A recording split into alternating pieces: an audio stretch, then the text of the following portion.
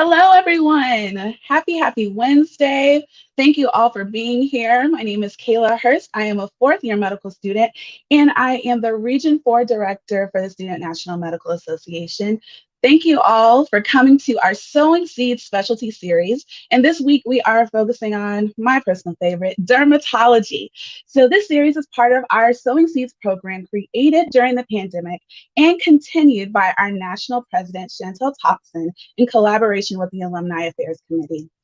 And throughout the year, we have this program every week to provide resources on how to succeed as a pre-med and medical student. And we'll touch on everything from financial literacy to preparing for board exams and more. So make sure that you're a national member by visiting snma.org and signing up to stay in the know.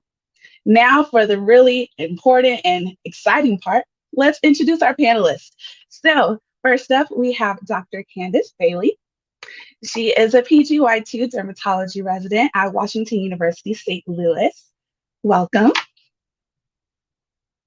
Oh, you're muted. Hey everyone, how are y'all? Good.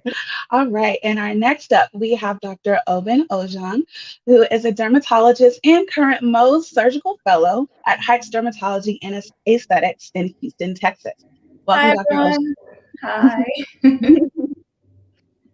All right, and next up, we have Dr. Sucharitha Bowers, who's a professor and program director at Southern Illinois University School of Medicine. Welcome. Hello, thanks for having me. Thank you. Next up, we have Dr. Zoe Indigo Smith, who's a PGY2 dermatology resident at Cooper University. Hey everybody, so glad to be here. And last, but certainly not least, we have Dr. Starling Tolliver, who is a PGY2 dermatology resident at Wayne State University. So welcome. Hi, everyone. All right, as you can see, we have some fantastic panelists for you tonight. So let's go ahead and get started and get to know every single person here. Let's learn about everyone's story and how they even got to this point of being a dermatologist. So if everyone could just introduce themselves and just tell us a bit about your personal story. We can start with Dr. Bailey. All right, so like she said, my name's Candace Bailey. I am originally from Mississippi, small town that y'all never heard of, and so small that we had one primary care doctor, and she was my doctor, she was my parents' doctor, she was my grandparents' doctor, and I'm sure all of y'all can guess that she was not a dermatologist. So because of lack of access, I had a lot of family members, a lot of loved ones who suffered from skin conditions and really had no choice but to endure because one, the nearest dermatologist was 2 hours away, and just due to health insurance coverage issues and, inability to make a 2-hour drive, whether it be getting off from work or just having the financial expenses to make that kind of trip, they just dealt with their conditions and never really saw never really got improvement for it. So that's what kind of sparked my interest in derm. And along the way, I, like most URM applicants, got a lot of discouragement, a lot of naysaying. And thankfully, I had some amazing mentors in medical school who really pushed me, really encouraged me, and supported me in pursuing this dream. And my goal in doing dermatology and potentially being interested in academics is to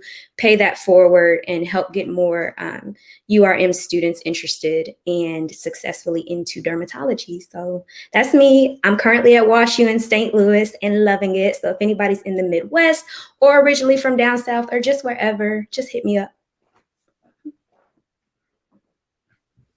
Fantastic, thank you. And moving on to Dr. Ojang. Hi, everyone. So my story is a little different because I'm originally from Cameroon, which is in West Africa. That's where I was born and raised up until I was 16. So growing up, I saw a ton of infectious disease like end-stage leprosy, elephantiasis, you name it, the crazy stuff you see in textbooks. And for me, that was my first exposure to skin pathology. And being from Africa, obviously, we never had dermatologists. You can just look at it like it's a small town in America where your primary care doctor is pretty much your family doctor. Sometimes your primary care doctor is your surgeon. He's your OB, basically your everything. So for me, it was sort of like, since I was a kid, always thinking like, okay, why is no one caring for these people? Why is no one treating these people? Like, why is everyone sort of ostracizing them? So curious as I was, I started looking at medical books, like, you know, in my high school library. And then one thing led to the other. I was like, well, I guess I can't be a dermatologist in this country because there's no one to train me. So I figured out how to come to the US, applied to undergrad, got in, did that in Wisconsin, did my pharmacy school originally in Ohio, because my whole thought was, I'm going to go to pharmacy school, I'm going to learn about all these medications, then I'm going to go back home and treat all these people. And then life changes, and I found myself more interested in medicine and switched to medical school in my third year of pharmacy school, which, thinking back, that was like really crazy, but I did it. Went to Ohio University, and I was pretty lucky in Ohio University because I felt like the people I met there were super supportive. I would say I had more people encourage me to do derm than discourage me, which I know is not like the typical story. For some reason, I would say I was lucky to have good mentors and people who just supported me, you know, right when I said, this is what I want to do. And then I did my residency in Miami. That's why I matched, because I figured the patient population was similar, or let's say more similar to African populations, where you will see tons of skin of color, tons of skin cancers, and then I fell in love with cosmetics too. So that was kind of perfect for me. And now I'm in Houston, practicing both in Houston and in Beaumont. So two very different populations. Obviously, Houston's like the fourth or third biggest city in the country. So obviously, I'm seeing lots of diversity, lots of, you know, the location of the practice is very affluent. So the focus is very different. And in Beaumont, it's more like I'm seeing, you know, underserved populations, which is very fulfilling for me. So that's my story.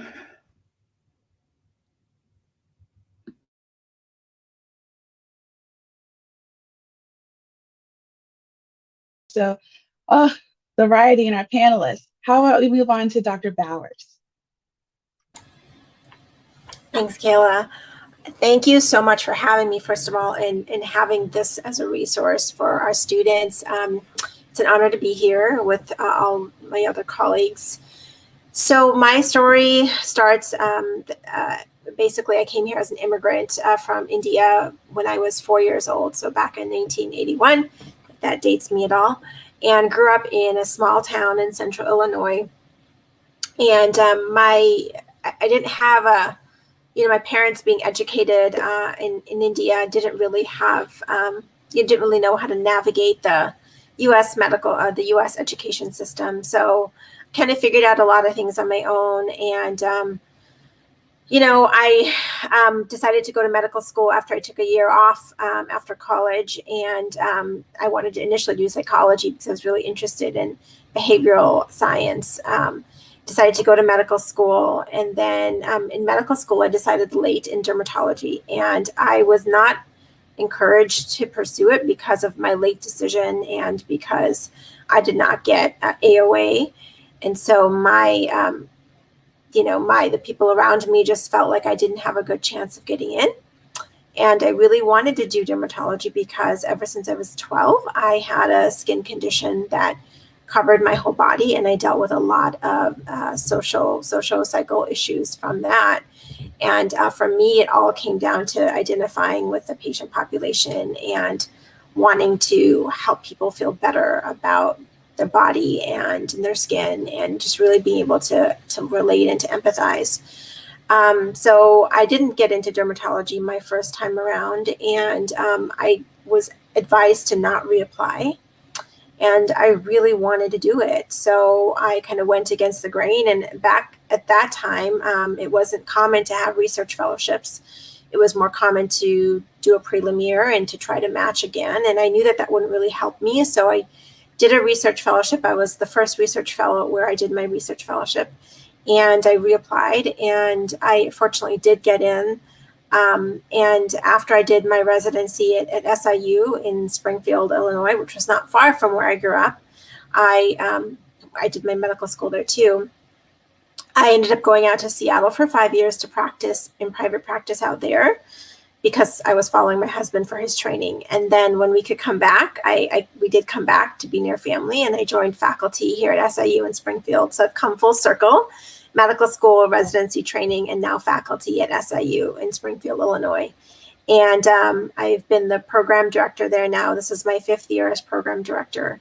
And one of the biggest things that drives me in my mission and my purpose for our residency program is to contribute to the diversification of dermatology, because we know it's necessary for our patients. It's necessary for our U.S. healthcare workforce. And so I'm trying to do whatever I can from our little program here in Springfield to help contribute to that and contribute to equity in medicine. So it's really an honor to be here because you all are next generation, and we really do want to help you achieve your dreams, whatever those may be. Thank you.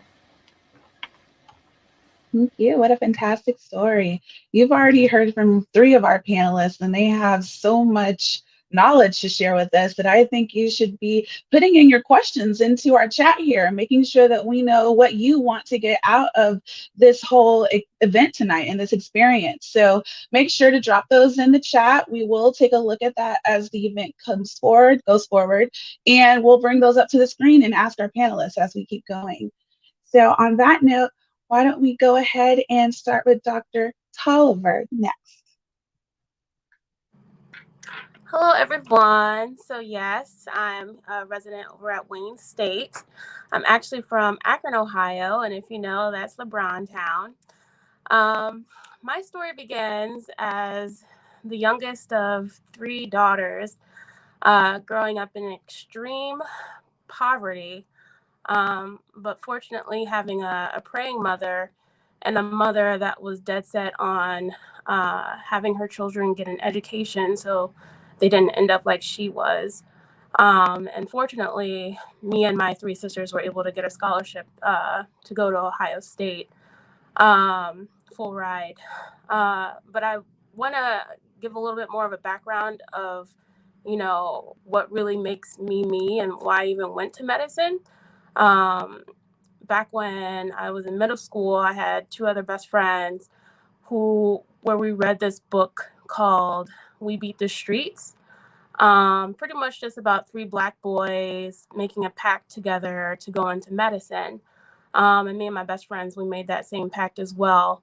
One, fortunately, she wanted to be a pediatrician, but she ended up becoming an amazing nurse. But the other one, unfortunately, was murdered in a quadruple homicide in Akron, Ohio. And I say all this just to say that, growing up in this impoverished area, me and my best friend Maria, we had nothing different there was nothing different about us. It was not that I was smarter or that I did something different. We both came from the same area, but we ended up with different outcomes due to mentorship and resources that are available to some folks and not to some folks.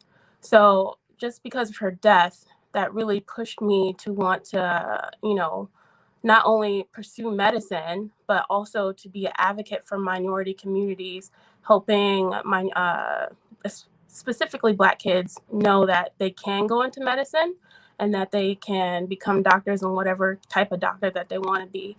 But around that same time, too, when I was growing up, this leans more towards the dermatology piece. I actually lost majority of my hair pretty much due to common practices in the African American community around that same time. And that type of trauma on a Black girl's psyche really just opened my eyes to a lot of the trauma that goes on in the African American community when it comes to our hair. So that just made me want to do research and just try to understand why is our hair like this and what are some of the things that I can do in the future to help those dealing with similar issues. And as I kind of went through that, seeing my mom, who was suffering through severe hair loss, I was able to, work with her and grow her hair back. And that really just inspired me to just want to do work in hair. And I didn't know at the time that being a dermatologist was that avenue that I can do that, but I just knew in my spirit that's what I wanted to do.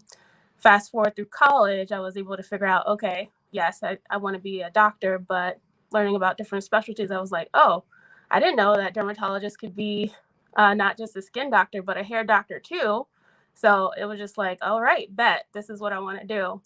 And literally the rest is history. And so I've just been very fortunate and blessed to be able to pursue this, through much hardship and adversity, and just struggle and tears to get here, and just to make it to where I am today. So I'm just very thankful to just be here now and being able to, continue to try to give back to the community and help others along the way, not just through research, but through mentorship as well.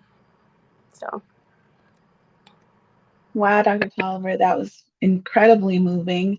And I really feel like there are several in the audience that can feel that and know that they come from certain situations that can be similar to that and be seen by having you here today. So thank you for that. And last but not least, Dr. Smith, please share us your story as well. Hey everyone, I am Dr. Zoe Indigo Smith. So happy to be here. I guess my story starts, I was born and raised in Detroit. So big city, fast-paced city. Always wanted to be a doctor ever since I was a little girl. I think I even dressed up as a doctor one Halloween with my little white coat.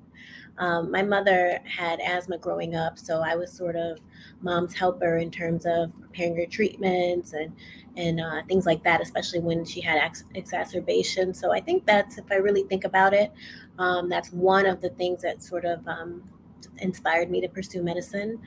Definitely a non-traditional candidate. I took about 4 to 5 years off between undergrad and medical school.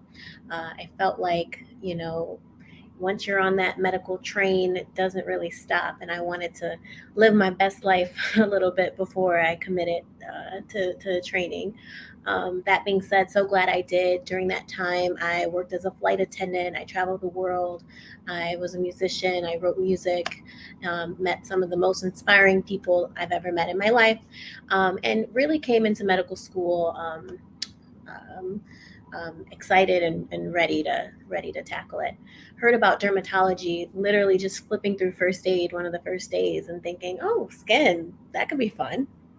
I remember going to my counselor's office and her, telling me this is the most competitive thing.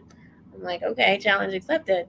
Never knew I wanted to do dermatology prior to that, and really kept everything on the differential, but nothing really ever held a match to dermatology. So I was lucky enough to go to Wayne State for medical school. And we actually have 2 home programs, Wayne State and Henry Ford. So I was really able to get a lot of clinical exposure, shadowing, case presentations, research, and all those things very early on. So very thankful for that, which is one of the most important things in dermatology. It's a very small community. So the opportunity to work with someone and then have that person vouch for you opens up so many doors, especially in academic derm. But yeah, that's pretty much my story. Now I'm here on the East Coast, living in Philly, and loving life and loving the career path that I chose. And, I'm open to questions. For those of you who know me already through the Derm Squad, it's a mentorship group that really, just breaks things down, and we spill the tea in there. So, my DMs are also always open and happy to answer any questions, and I'm excited to be here. Thank you so much, Dr. Smith. Yes, I would agree that, well, honestly, mentorship is your middle name. So just based off of everything that you've given to the community thus far and continue to do. So now that everyone knows a little bit about our panelists, like I said, feel free to drop in any questions you have in the chat, and we will make sure to answer those as we keep going. But we'll first just go off of a few questions that we already did have. So for our residents, what has the transition been like as far as coming from medical school and going into dermatology itself? And we can start with Dr. Tolliver. So really, there's two different transitions that happen. The first transition is to be just becoming a regular prelim or transitional doctor. And that was nuts. The first day, I remember crying to my chief resident, like feeling like, oh my gosh, I can't do this. I can't pick up 7 patients and manage them on my own. I don't know. I don't remember anything from med school. This is going to be nuts. Why are y'all letting me do this? What are y'all letting me do? But, as you kind of go through that, it's like a little bit of a trial by fire, but you pick up so many things quickly. And there's everyone, if it's a supportive program, if it's a good program, then everyone there is ready to support you and have your back. And, wherever you may lack in, they're there to pick up the slack in any instance. So that transition was a little rough, but it was so much fun, even though being a pandemic doctor was nuts. I really made a lot of friends at my prelim institution, and I was able to actually be with my fiance too, which was a plus. But then the transition to being a dermatology resident, it's kind of like this hill that you kind of keep going up. First med school, and then prelim year, and then now dermatology. The amount of information that we have to know is pretty much med school over again. Plus, it's like med school plus. So many different new diseases, so many different presentations, so many, weird genodermatoses. So the learning curve is really strong. And you just have to get back into studying, because your prelim year, most people don't study any further. So now you got to hit the books again. So it's been crazy, but it's been absolutely amazing. The field of dermatology is so worth it. It's beautiful. There's such variety, such ease, such challenging cases. It's just like, it's everything. So it's been challenging, but absolutely worth it. Thank you for that response. Do any of our other PGY2s want to add into that? Okay, well, basically Dr. Tolliver said it all. I have one thing maybe to add. Okay. I echo everything Starling said. I think everyone warns you about the learning curve that is dermatology, but you do not realize the fire hose you are drinking from until you're just drinking from it. And it's just crazy, because we learned so much medicine in med school that prelim year, I was like, oh, this is a little rough, but I've seen these diagnoses, I know these labs, But then you get to derm and you're training this skill that you never really trained before, which is like, you see it. Like, this is the differential, because you can just see it. So I agree with everything Starling said. The only thing I think I would add that I'm still learning to perfect is building that physician-patient relationship within that 15, 20-minute window that you have for most office visits. I think that is a very powerful skill in dermatology, and it's one that, is different from inpatient medicine, because inpatient medicine, you see them in the morning, you see them in the afternoon, you talk to them throughout the day. But in clinic, it's like you got 15 minutes, and then you might not see them for 3 to 6 months or even a year. So that's the only thing I think I would add. I think that's a skill that I'm still learning, and I look forward to just getting better at.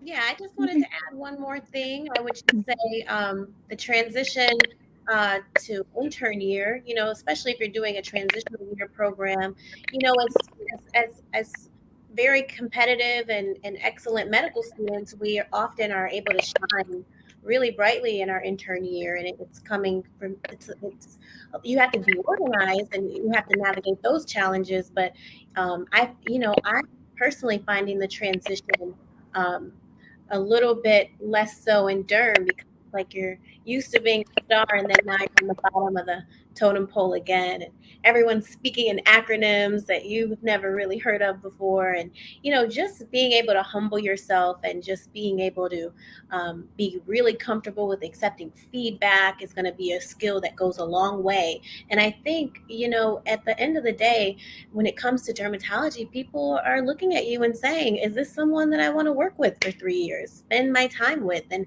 have represent me and my practice and my institution? So I think keeping all those things in mind as you present yourself to other people, as you interview and you go through this process, will just really help bring it down to earth. Because at the end of the day, everybody has the grades, everybody has this, everybody has that, and really you're hoping to make a connection with the program that you will call home for the next 3 years. This is incredibly helpful for those that are not particularly looking forward to this transition because they don't know how to get there properly. But thank you for this insight, all three of you. So Dr. Bowers, what are you looking for in a strong applicant? Thanks, Kayla. That's a great question. So it has changed over the course of time what programs look for for the better. Traditionally, what has been looked at from program directors and programs in general has been traditional metrics, honors, and high step scores, solid letters of recommendation, research publications. But what is fortunately coming more to light, and we actually getting more data about it too, is the way that those traditional metrics, which are usually what was looked at for dermatology applicants, don't necessarily reflect any indication of how capable, intelligent, or successful somebody will be in dermatology residency. And then also have a lot of bias built into those metrics. So they can lead to more exclusion. So more and more, fortunately, dermatology is starting to talk about holistic review of our applicants, where we are looking not just at metrics, and hopefully placing the least amount of emphasis on metrics that we know aren't indicative of people's ability and may have bias built in, but we're looking more at people's experiences, things that they've done, experiences they've been through, challenges and barriers that they've traversed, their sort of their life story and what they've had to face, barriers they've had to overcome, setbacks they've experienced and how they've navigated those. We're looking at attributes, things that can, experiences or examples in letters of recommendation or in personal statements, where we can see the personal attributes of someone we'd want in a resident or being a future physician, future dermatologist. And those would be things like empathy, compassion, ability to work well within teams, being really good about taking feedback, and that sort of coachability is what we talk about. Being receptive to feedback and learning and growth. So those are the qualities that personally, what I look for in a resident is somebody who really wants to do this and wants to be here and wants to learn dermatology and cares about the patients. That's really the number one thing. Is all the other stuff, you can be learned and can be taught. And even if there's a deficit, for example, in the research area, and we feel like we want to build out more during residency, that's very trainable. But what I really am looking for is somebody who really wants this, and it's sort of like something that they feel very passionately about. They really want to help dermatology patients, and they care about the patients, and it can be they can go on and do many different things, whether they want to do a specialty or primary general dermatology, go back to their hometown, go on and do a fellowship.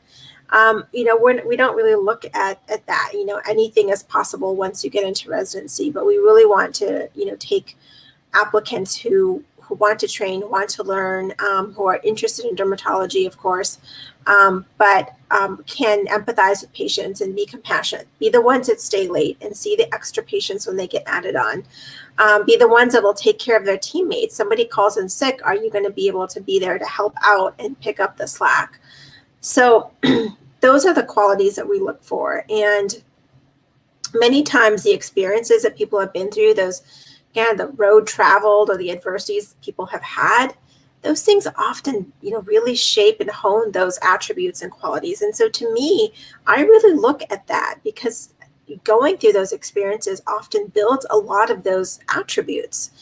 And that gets built into holistic review. I can say that holistic review, because it takes more time, isn't done by all programs. It's not done in the same way. It's not necessarily standardized.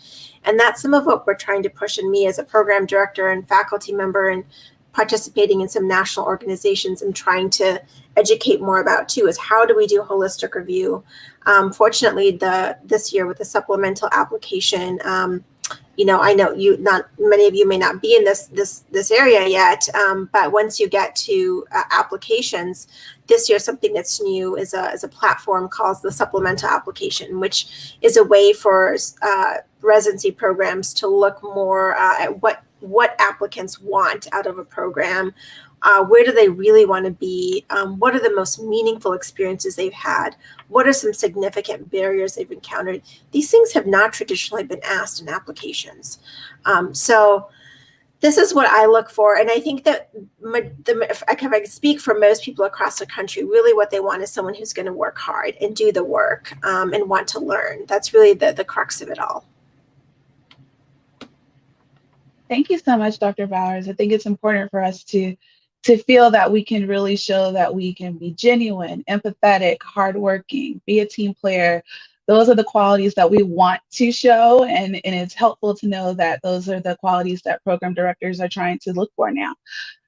And moving forward for Dr. Ojan, so many people don't know about dermatology subspecialties. And yes, you can do a lot more after you finish your initial residency. So can you tell us about yours and what made you further specialize? Yes, absolutely. So for everyone who's watching, there's subspecialties in dermatology, including Mohs micrographic surgery, pediatrics, dermatopathology, and now shifting towards cosmetic, more cosmetically focused fellowships. I chose to do a Mohs micrographic surgery fellowship because it focuses on skin cancer. This is something that I got really interested in my 4th year of medical school when I was doing my rotations in dermatology. The first thing that stood out to me was, just to tell you a little bit about Mohs micrographic surgery. So typically, when you go to a dermatologist to get a skin cancer treated, the cancer is excised and then sent to a pathologist to look at the specimen to make sure it's completely cleared and that the margins are free of cancer. And sometimes that'll take about a week. And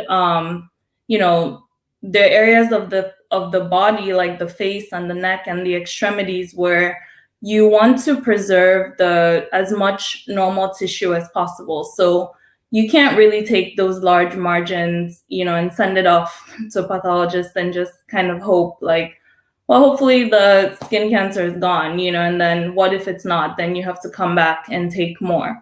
So what's really cool about most surgeries is that you're able to excise a cancer from, say, somewhere like a patient's nose, and you take a really tiny margin and then send it to the pathologist right there in your office, and the specimen's processed. And then a part that I thought was really cool about Mohs was that you could, do all these very creative surgical closures to basically maintain the structure and function of that person's anatomy. So let's say their nose or their eyelid.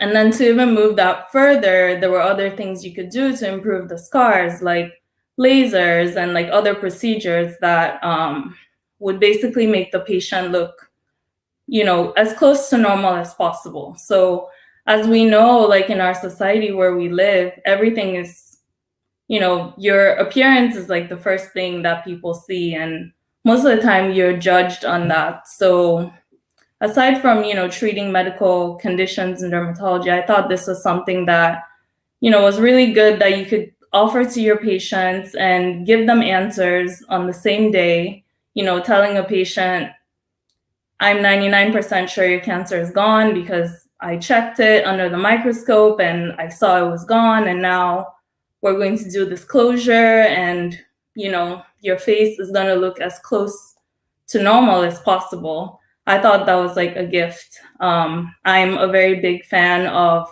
immediate gratification, like a lot of us. So Mohs was definitely very appealing to me. Thank you so much. So I am astounded at like what I've seen in Mohs just by viewing in the past. So it's a fantastic subspecialty, and like Dr. Olajan said, there's so many different paths you can take afterwards that aren't even surgical, honestly, as far as doing fellowship. So it's a fantastic way to really keep involved and stay academic while you're in dermatology fields. So I wanted to go into the chat and see what type of questions we could answer from there.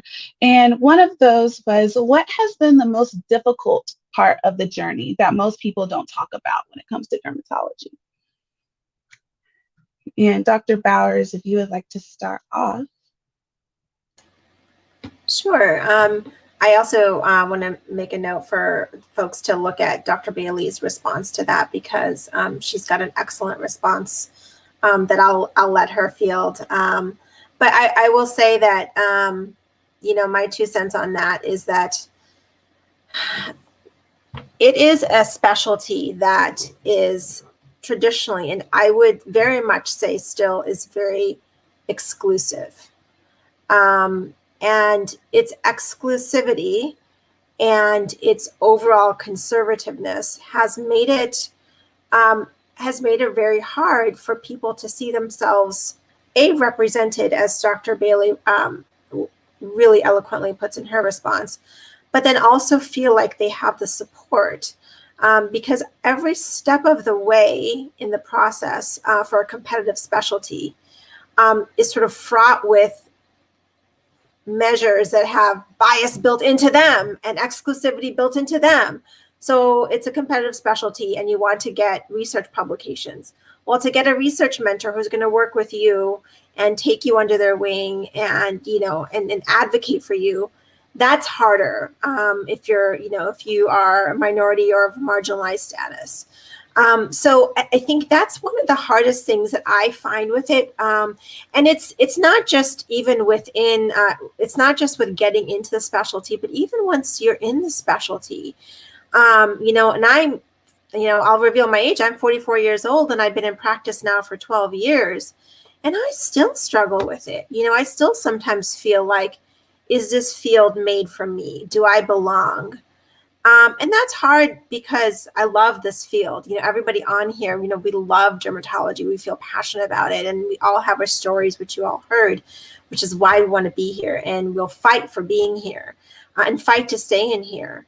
But when you're in a room and you're hearing hearing comments that really remind you of the exclusivity of the field, you know, you kind of get that reminder like, do I belong in this field? And then, you know, this is why I love to do mentorship work and pipeline work and working with students and residents, because that's what gives me my purpose to, you know, to really fuel me in my mission and to keep going. When I feel like, I don't know if I belong in this field, then I'm reminded of how much I do belong and how much I'm needed.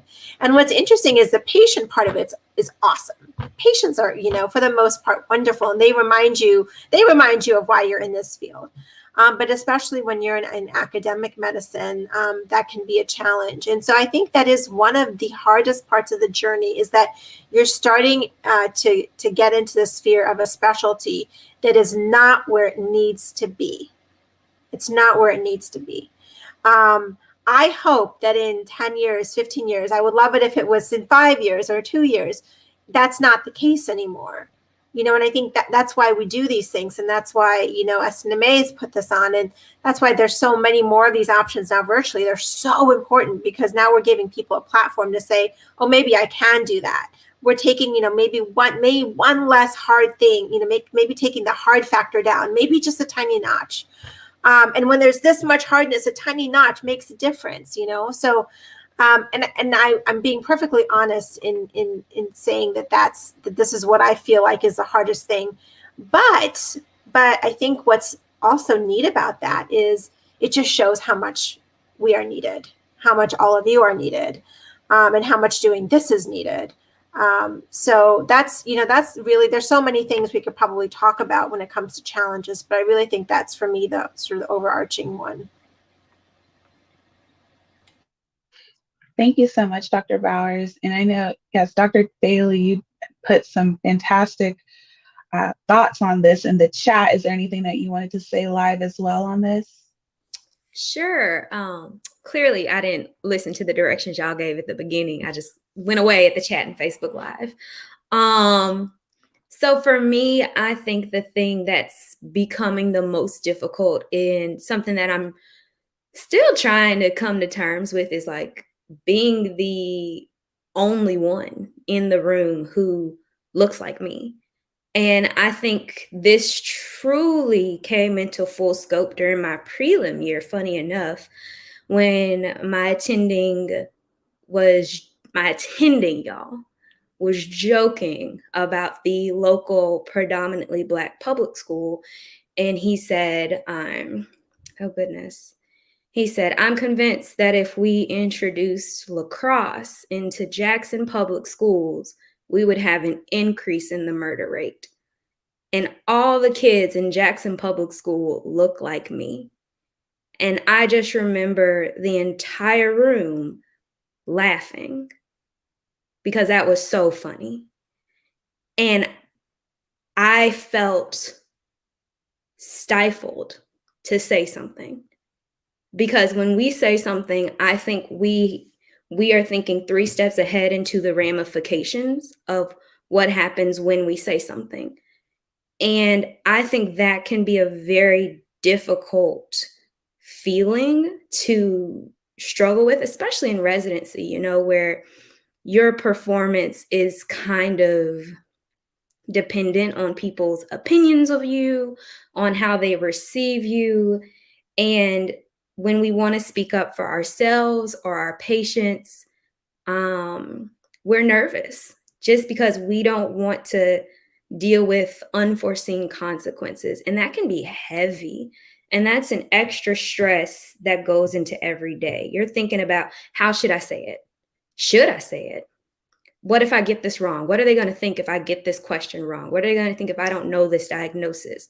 And we play those things over and over in our heads, even after we leave the room, and a week down the road, we're still thinking about it. And that can be so utterly heavy sometimes. And I think that's a part of this journey that was kind of always there, and now it's just becoming so much more prominent. And I think that's something that I wish people spoke more about. And I think people are starting to speak more about. And that's great, because it lets me know, okay, I'm not the only one feeling like this. And it gives me a community of people who can share with me their experiences, and we can figure out ways to find our voices together. And that's, I hate to say there's ever a silver lining to COVID, right? Because there's so many dark linings. But I think that's one thing that I've been thankful for throughout this time, and these virtual modalities that we're able to connect through, is just finding people who can let me know, hey, you're not by yourself. You're not the only one who feels like this.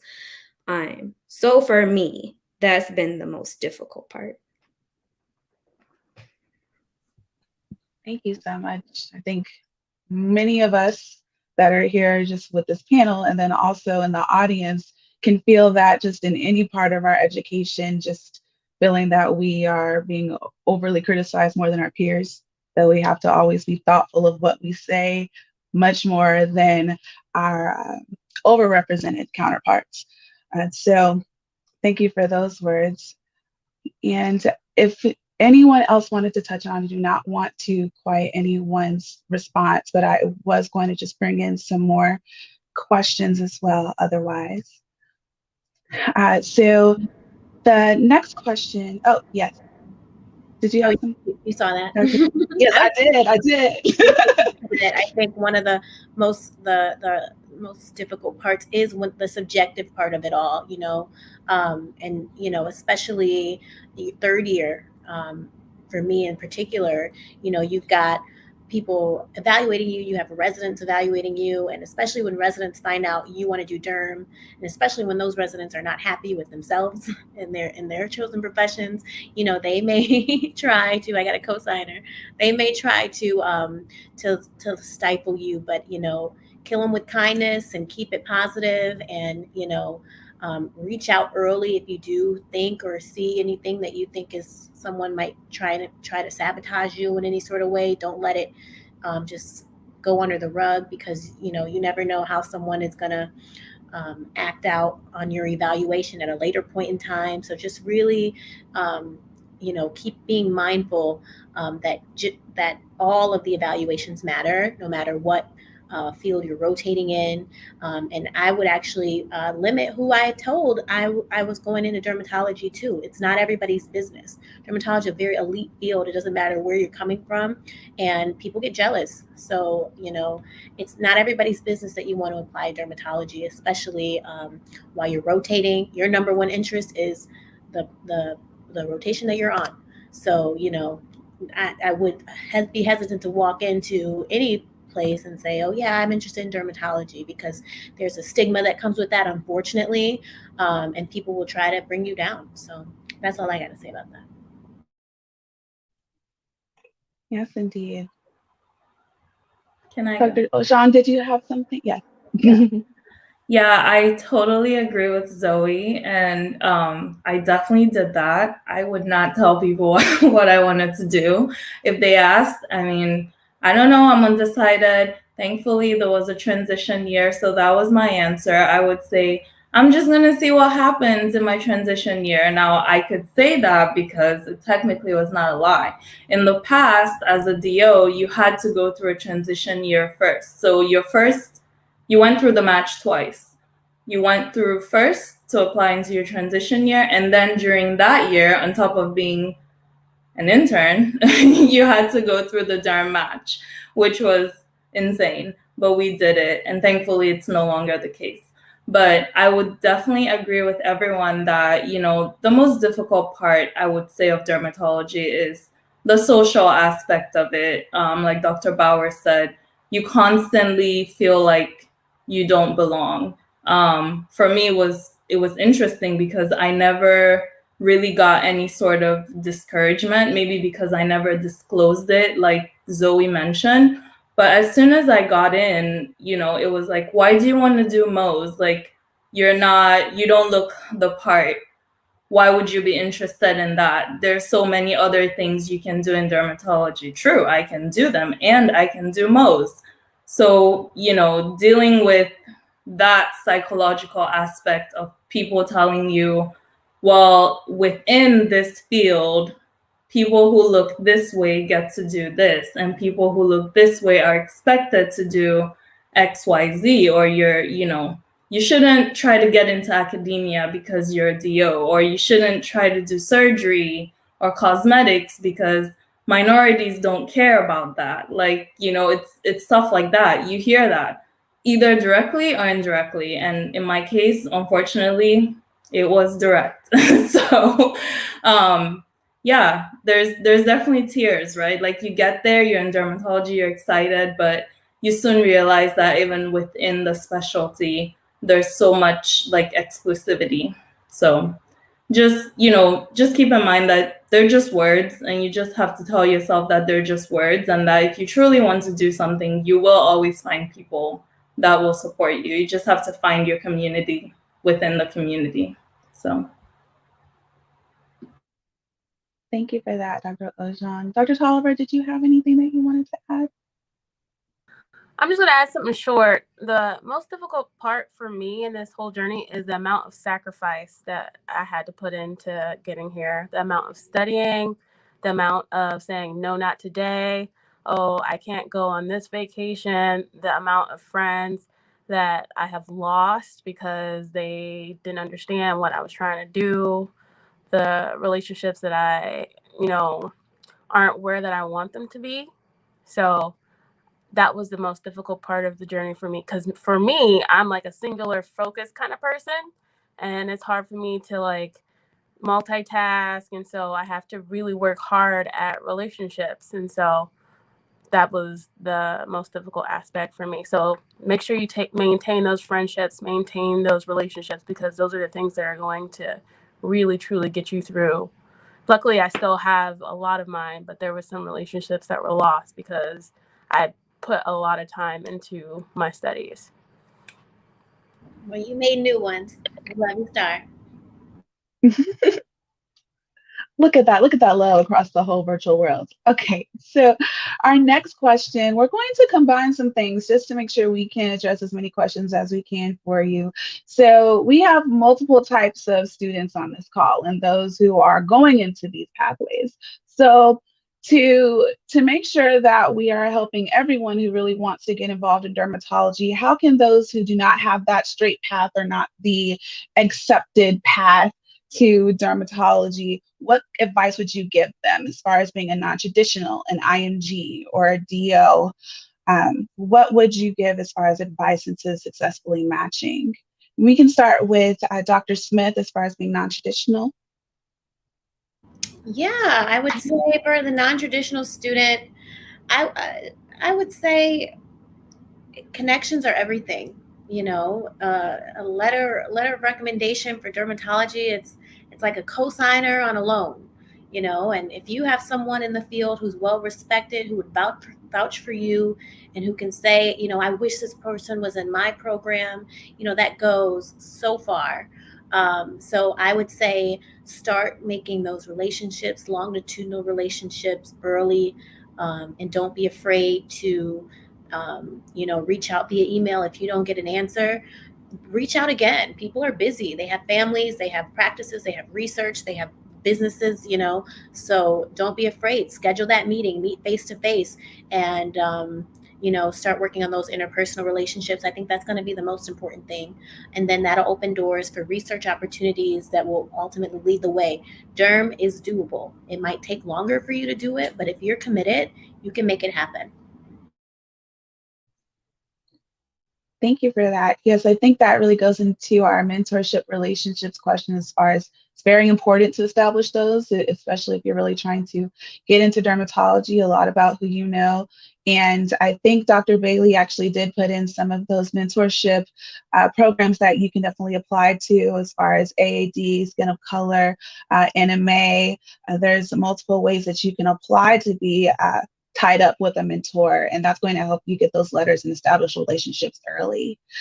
And Dr. Bowers, as far as the program director's perspective, is there anything that you see when you see an IMG applying to dermatology that you say, oh, this is a fantastic way to go about, getting your foot in the door and being seen as a good applicant?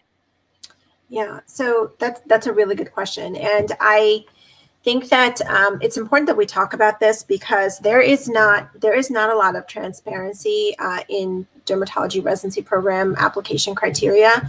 That is one thing that the Association of Professors of Dermatology, which is like basically the association that represents all the dermatology faculty, the academic faculty.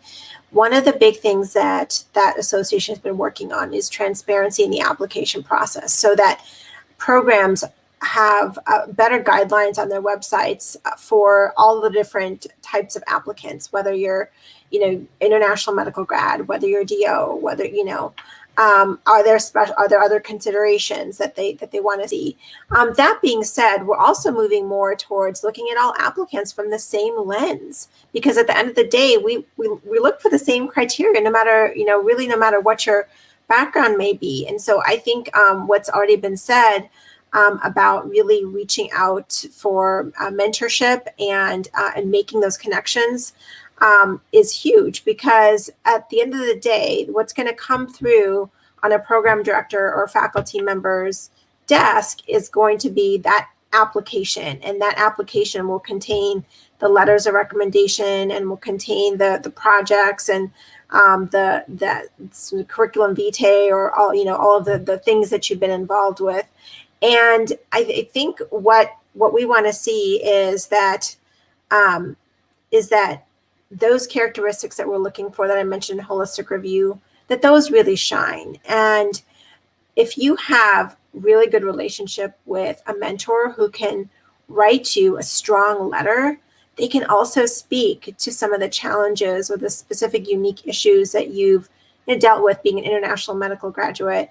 They can speak to some of those issues in their letter, and that carries a lot of weight, because I think one thing I hear often for international medical graduates is their journey is unique, and they do have other barriers that they have to traverse that our U.S. medical graduates don't. And sometimes I think it's hard to know how to bring those across. How do I convey them? How do I get that to the faculty's ear so I have a foot in the door? And the best way to do that is to connect through your mentor and have your mentor be able to advocate for you in their letter. You can also do it in your personal statement. So again, if you have a good mentor, you can ask them to help you with your personal statement and really capture the you that is uniquely you, and also highlight all the things, all the barriers that you've traversed, and how you've gone through these experiences and you've succeeded and you've been resilient. You can highlight those things in your personal statement in really great, cool, elegant ways. And that's at the end of the day, it's going to be the personal statement that stands out. It's going to be the one that catches that faculty member's, catches their eyes, catches their ears when they're reading this, and they think, oh my gosh, this journey is really is different. I want to meet this person. So to be able to have an application where you can kind of almost override people's biases, because people have biases, even though it is, it's inequitable and it's unfair, the biases still exist. And so what we're trying to do is sort of break down some of that bias and some of those biases through our associations and through faculty development. But in the meantime, to be able to really highlight yourself through those ways can really make yourself stand out. And then not being afraid to reach out. I've had a lot of people just reach out to me on Twitter, direct message. They may email me after a panel such as this one. And I have to admit that my mentee list grows and grows and grows and gets longer and longer, because I don't ever say no to anybody.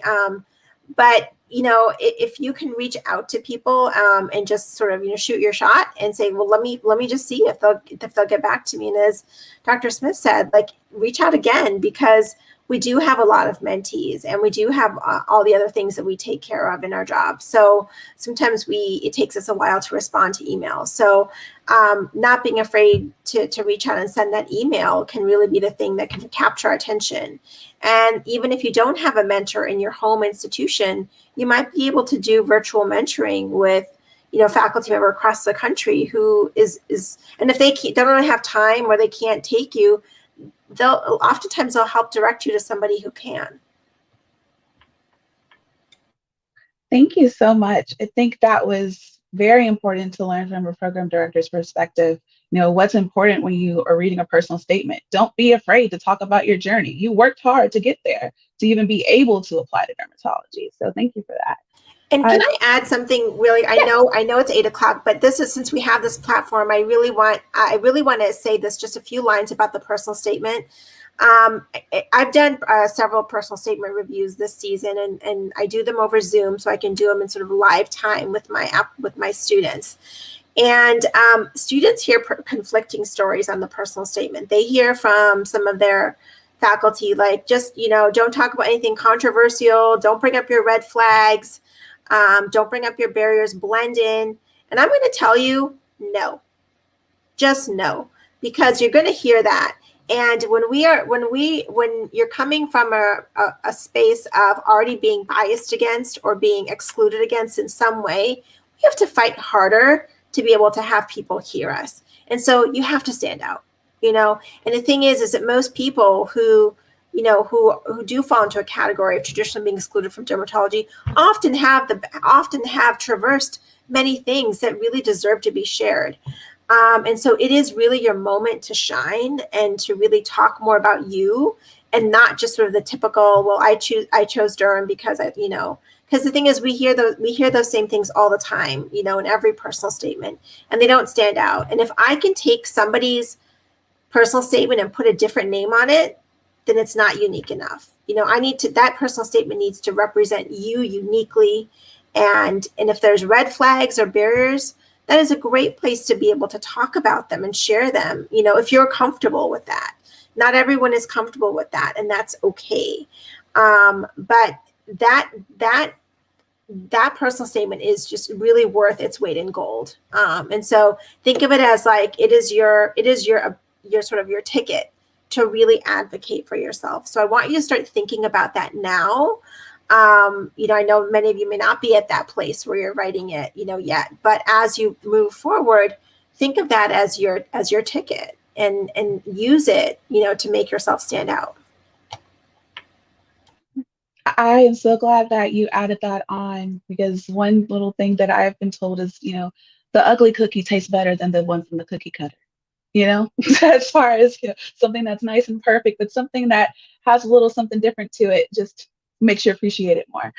And moving on, as far as for our DO students, Dr. Ojan, from someone that has recently just finished their dermatology residency and have been a chief post-merge, I'm sure that you have a lot of opinions as far as the DO pathway. Please share. Yes. So I did match before the merge, but having like been in residency during the merge and like seeing the application process, as a DO, I will definitely say like one of the best things you can do is, as soon as you know you want to do derm at this point, you should go ahead and start reaching out to, you know, more academic programs. DO programs have always been more holistic. We haven't always been, you know, the programs that would publish and do so much research. I mean, we're getting there now, but because of the merger, everyone is sort of getting more streamlined with the ACGME process. And so research is being focused on more. I remember, you know, applying to residency, and my application, when I compared it with the class after mine, 2 classes after mine, I was just like, well, if I was applying 2 years later, I definitely probably would not even be interviewed. So it's getting very competitive, and like the focus, even though it's so holistic, there's more of a focus on academia. And I will say, even when I was applying, one thing I did that I think helped me out and made me stand out was that I reached out to academic medical programs and hospitals. So I reached out to Ohio State, Case Western, Cleveland Clinic, Johns Hopkins. Don't be afraid. Like, go on the websites, see the attendings, look at what they're working on, reach out to them if there's a project or an interest of theirs that aligns with something you might be interested in doing. Send them your CV, email them multiple times, tell them you want to work with them. Most of the time I got yeses over no's. So don't be afraid as a DO or think, you know, people aren't going to work with you or they won't want to work with you. At the end of the day, like Dr. Bauer said, hard work is everything that matters. As long as you can show that you're willing to do the work and you can form those relationships early, those people will advocate for you. 2 of my letters were from MDs. They weren't from DOs.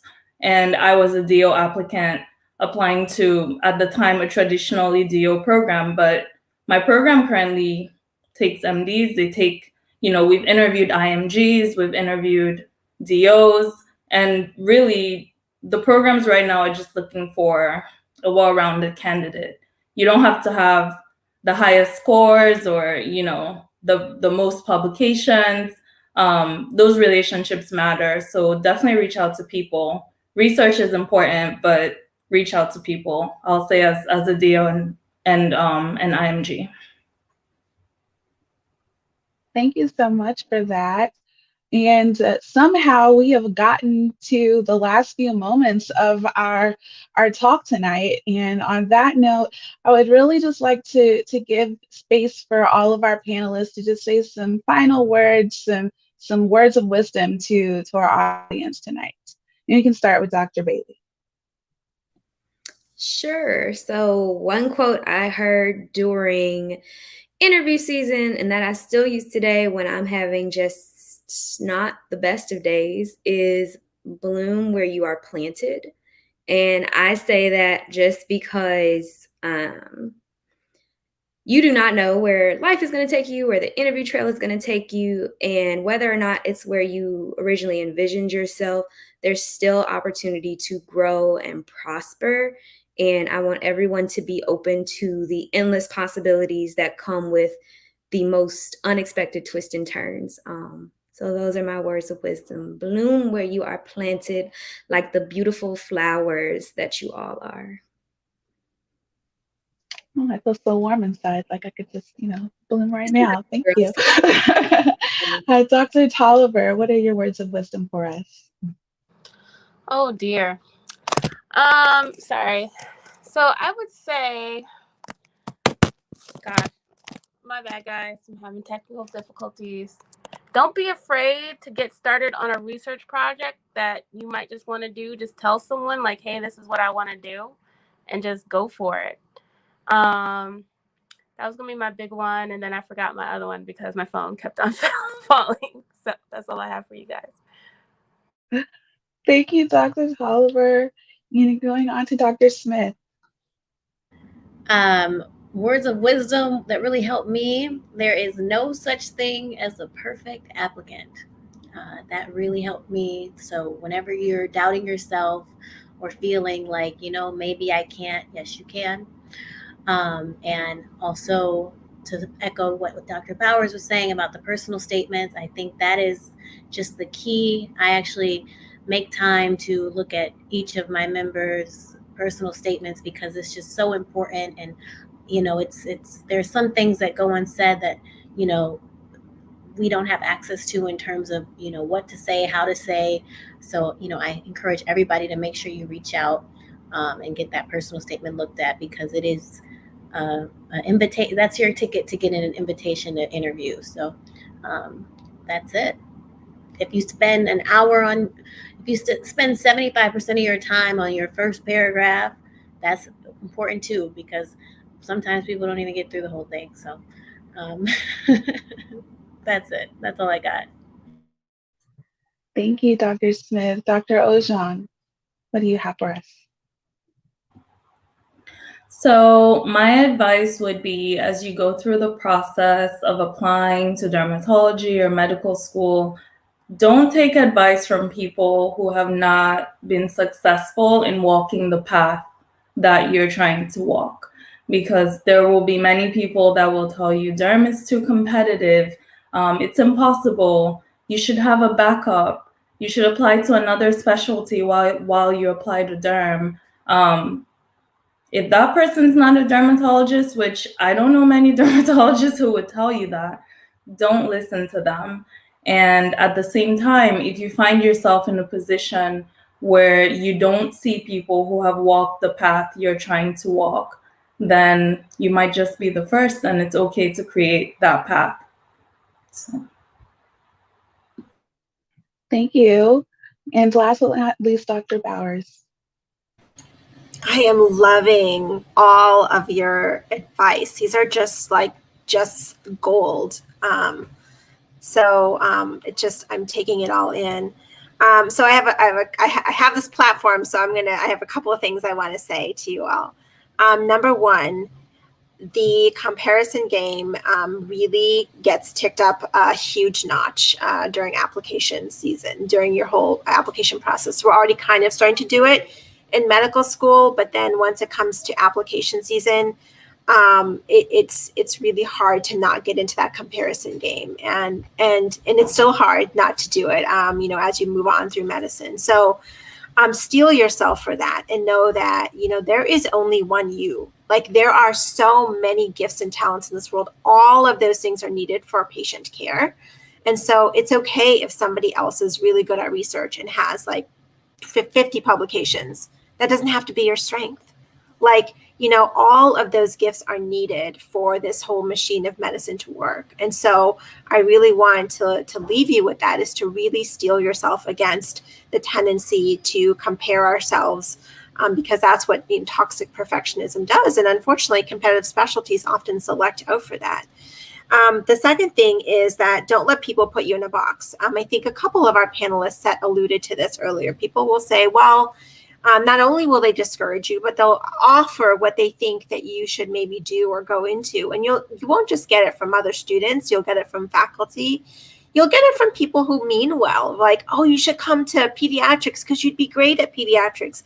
You'll get it from family members who think that maybe you're choosing the wrong specialty, you know, and oftentimes, sometimes these people are well-meaning and sometimes it's more nefarious, but no matter what, people will try to put you in a box, and you'll hear that voice inside of you, like, I don't want to do that.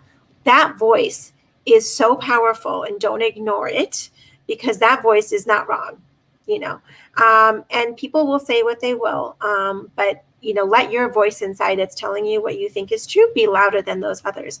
And then the last thing I really want, which is the most important thing I feel like I can tell you, is we're all going to fail. We're all going to have setbacks. And one thing I like to share with people is my own failure CV, all the things that I have failed at and had setbacks on. And every one of those things, as unpleasant as they are to go through, has offered me some type of gift, some type of learning that I wouldn't have had otherwise, some type of skill that I gained that I wouldn't have gained otherwise. And I like to talk about the curvy path being better than the straight one. And oftentimes what you see in dermatology is that straight path that, you know, the majority of applicants often take. And that doesn't mean that it's the better one. So don't be afraid of that curvy path. And, you know, those failures or setbacks, those are opportunities. Wear those like badges of pride. And when you feel like people are bringing you down, seek out those people that lift you up, because they'll remind you of all the stuff you heard today. Thanks. Thank you, Dr. Bowers, and thank you to all of our panelists. My goodness, if you didn't get something from tonight, well, you just weren't listening, because the amount of gems that have been dropped tonight and the amount of empowerment and encouragement that has been received and given from all these panelists here tonight is something that I know I will take forward with me, and I hope the same for all of you out there in the virtual world. So thank you again to everyone here. We appreciate your support of the SNMA and your membership. And for those of you in the audience, please make sure to follow us on Instagram at SNMA_official, and also SNMA on Twitter. And like us on Facebook. If you're on Facebook Live, make sure to like us so you can catch the rest of our Sowing Seeds series and all of the different events that we have coming up. But most importantly, if you are not a national member, you need to head over to snma.org and make yourself one. Get connected, sign up. We have amazing ways for you to be able to get this type of information regularly and get tapped into our supporters across the nation. So make sure to look for our upcoming events as well. Our next Sowing Seeds is going to be combined residency, and that's going to be next week, September 22nd, 8 to 9 p.m. Eastern. And then the following week, we'll have surgical subspecialties. So if you're one that likes to be in the OR, that's going to be for you. That's going to be on the 29th at 8 p.m. Eastern as well. And on behalf of SNMA, on behalf of our panelists, thank you all for joining us tonight, and have a great week.